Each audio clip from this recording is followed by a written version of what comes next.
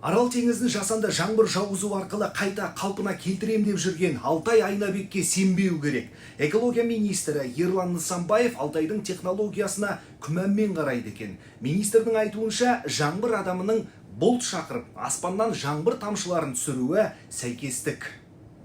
Сол күндері біздің гидрометтің болжам бойынша жаңбыр жауы керек болатын. Мәселен, алғашқы 10 күнге әркез берілген бағана өте былай не болады, нақты болады.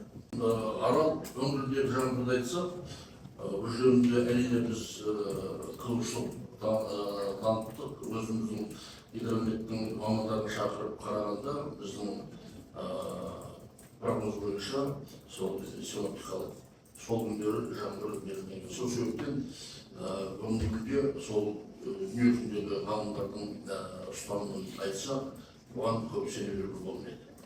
Әлеуметтік желіде Алтай Айнабекті жаңбыр адамы деп атап кеткен. Өнертапқыш Аралды суға толтырамын деп жасанды жаңбыр жауғызумен айналысқалы бері елдің оңтүстігі мен орталығы жауыннан көз ашпай жүр.